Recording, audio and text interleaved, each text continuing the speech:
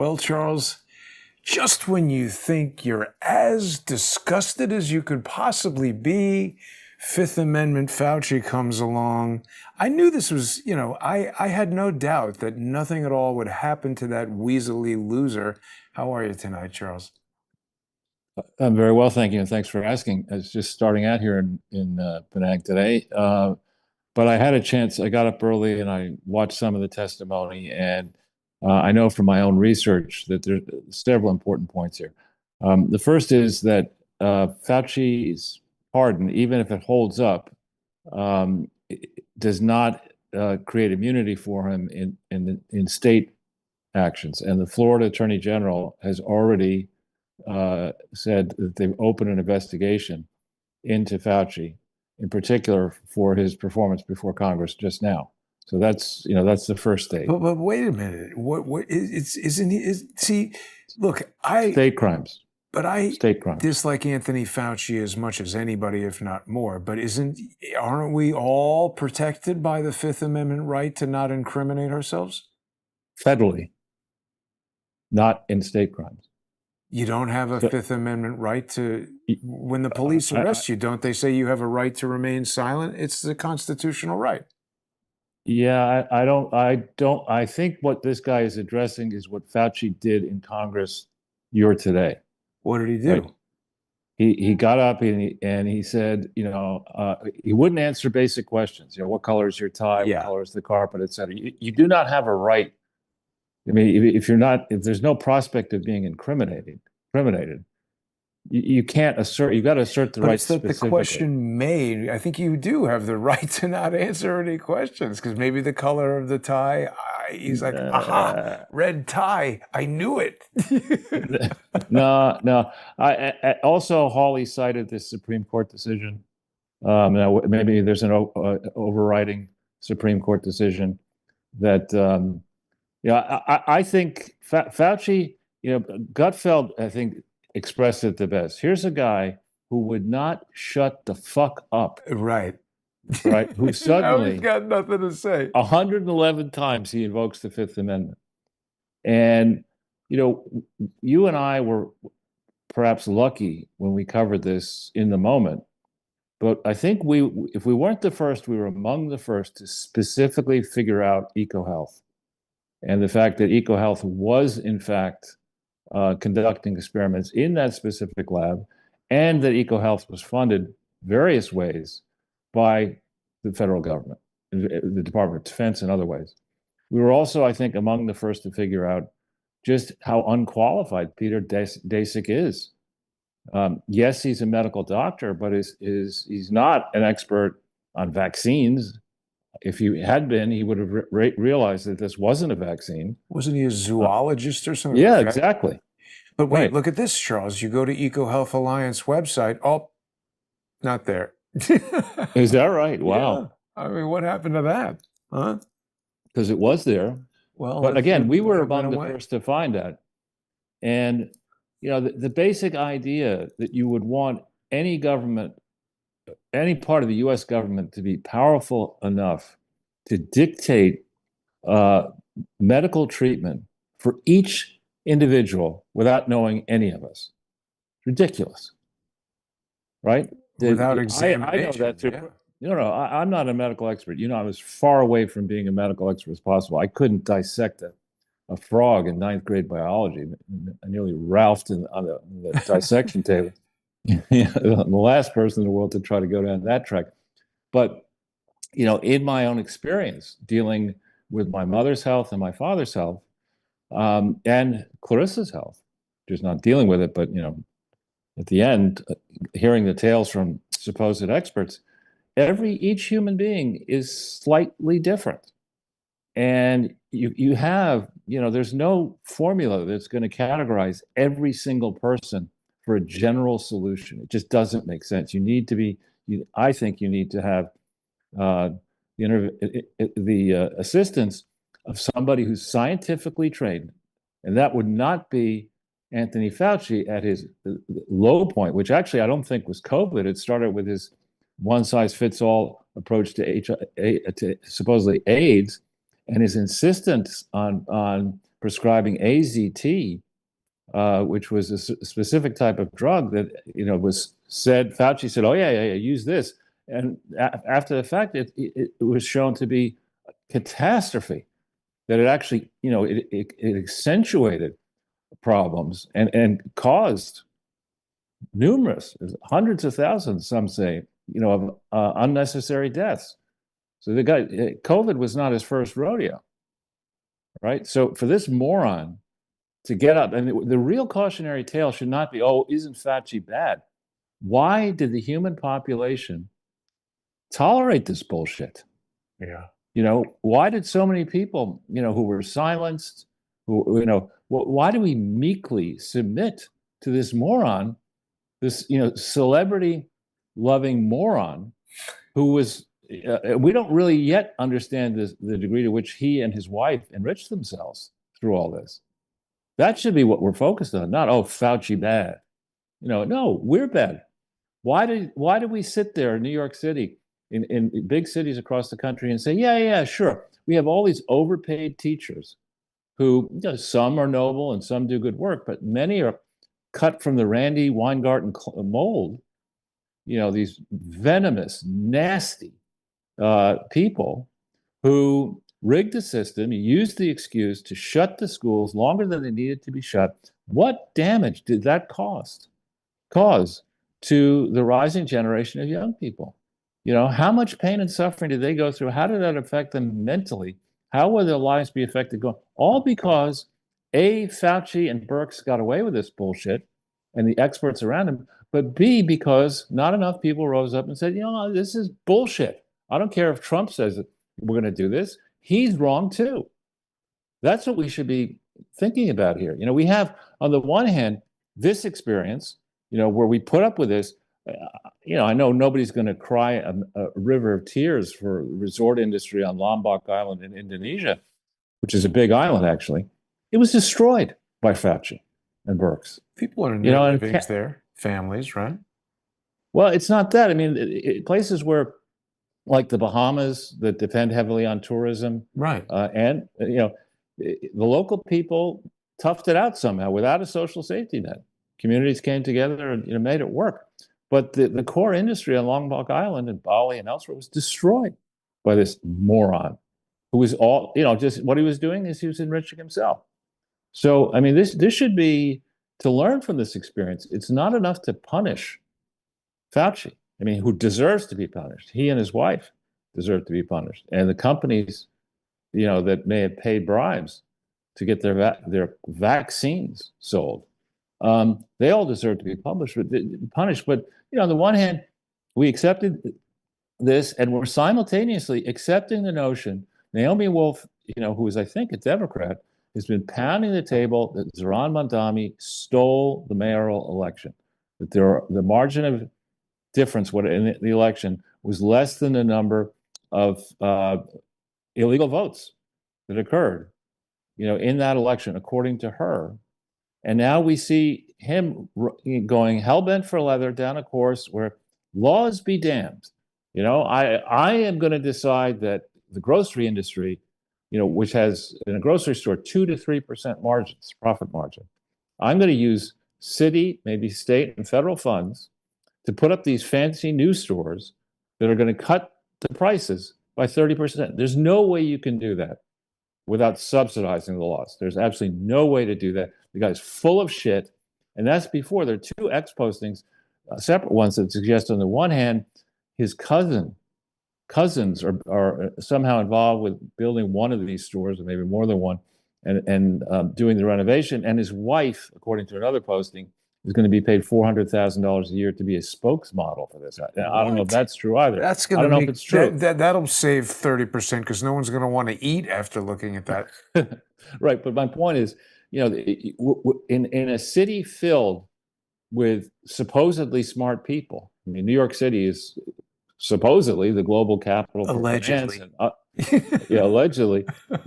I used to ask my parents, who were very much alive during World War II, how was it? You Jewish people are supposed to be smart. Why did Jewish people stay in Germany after, Hitler began his rise in the early 1930s? Why did they stay? And the answer I would get from them, and I think I get from reading history, is that people looked at Hitler and said, he's a kook, he's got sort of, but what damage can he actually do? And the same shit is going on right. It went on with Fauci. I think it was Laura Logan got fired as a Fox News contributor, I think, or barred from being a guest for likening Fauci to Mengele, Dr. Mengele, which I think is, maybe even, a charitable comparison. I think he's worse than Mengele, right? And, she gets fired. Multiple networks idolize this puke.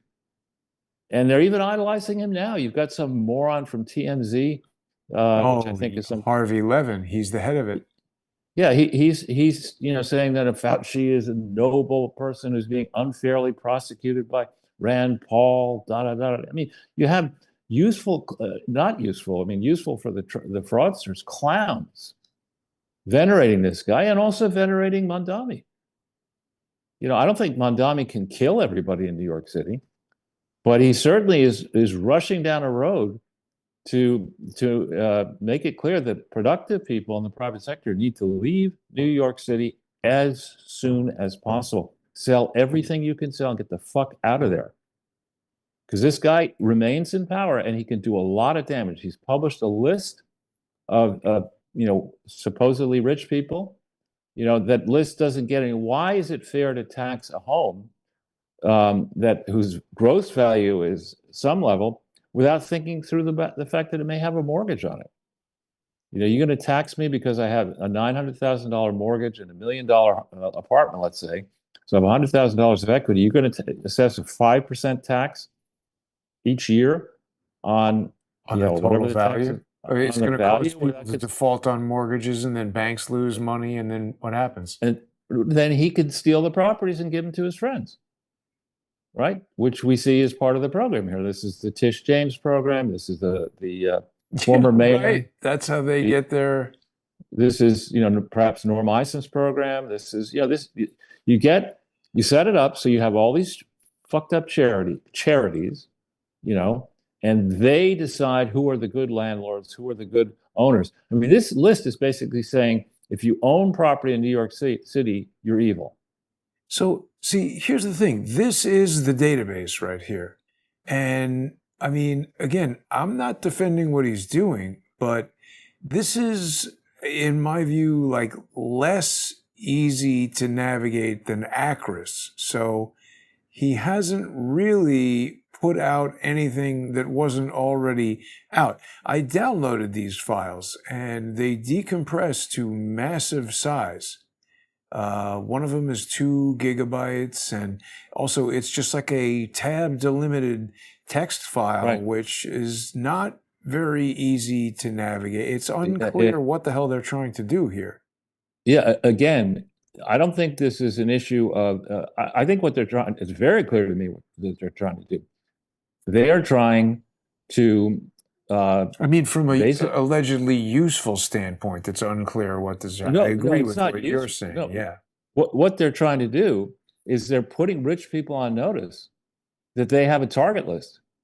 And what they're saying to people here, what I've read is that you get this letter. I don't know if you got a letter, but you get this letter, and it's up to you to then go to the city bureaucracy and prove that the city is wrong. You think you're going to do that successfully? No, that's not the way it's going to work. No, and, you can't. And again, it's like, I say this as somebody who went through a brutal divorce, and whose one of 2 children just got married, and it's working out well for the moment, and I have great hopes for the future. Before you get married, I think you need to have a discussion of what happens if things change, you fall out of love or whatever reason, and you go through a contested divorce. What are the downsides of getting married? Most people do not think like that as they're getting married. And think of the damage. I mean, you've been through 2 divorces. I mean, it's brutal, right? And here, before you make a decision to move to New York City, to rent, to house a business there, to buy property there, you need to think very seriously about what is going on. Because this is not the first left-leaning moron to have control over a lot of decision making bad decisions in this city. This guy is single-handedly, with his team of morons, destroying the argument that New York City can be the capital for global finance. Yeah. Right. In a very short period of time, that is likely going to move to Singapore if it isn't already there. This guy is extremely dangerous. He's now put together some council to advise the judiciary, 18 lawyers, none of whom are Jewish. In New York City, I don't know what the statistic is, what percentage of all lawyers in New York City are Jewish, but I'm going to guess it's certainly higher than zero. And I mean, this guy, he's celebrating. What is he going to do on Rikers Island? You watch the World Cup and the Rikers Island prisoners. Yeah. This guy is doing his level best with his team of morons to destroy capitalism, to destroy safety, to destroy law and order inside the United States, inside New York City. And he's Charles, not doing sorry to interrupt you, but having some lawyer committee in New York with no Jews on it is like trying to create a basketball team and saying, wait a minute, why are they all short white guys? I know. It's ridiculous. I mean, it's the kind of stuff a moron would do, a dangerous moron would do. And what he doesn't understand, I mean, he and the people around him can pitch these as victories, right? But what he doesn't understand are really rich people, who look at this mess and say, you know what? New York City is not the only place on earth where I might live. There are other places. There are other climates. There are other countries. There are other places that don't have this kind of bureaucracy. This is not you're not seeing OpenAI and these, mega IPO companies say, you know what I think I'll do? I think I'll move to New York City because I want to get that free 30% off grocery food. Maybe, right? You're not seeing any of that. Putrid grocery. Right. So, and you won't see any of that in those stores, should they ever open. Right. So, back on Fauci, I mean, it is disgraceful that man got away for so many decades with what he got away with. It is absolutely disgraceful. It's disgraceful that Republicans and Democrats seemingly can do nothing about it. We set up in the health sector in the United States of America, writ large, including, all aspects of it, is approaching 20% of GDP, 25% of GDP. GDP is about 20 trillion a year. So you're talking $4 to $5 trillion a year is, quote, regulated by a cabal of people like Fauci, who obviously can game the system. There's a report that in 2023, Fauci went on the board of some small startup that is now being sold for $1.25 billion. I don't know if that's true or not true. Wouldn't shock me. But, it used to be that I think maybe we still do have something called the Hippocratic Oath in the field of medicine. And now, because of morons like Chelsea Clinton, who get, doctorates in public health. Diarrhea. Dr. Diarrhea, nappy-headed hoe, whatever you want to call her. It's ridiculous. I mean, you can churn out these schools to create overpaid bureaucrats who they don't want to make sure that there's good health care. They want to govern global health. That's the title of her book, one of her books. Governing global health. Who asked you to do that? Yeah. And she's not a doctor or smart.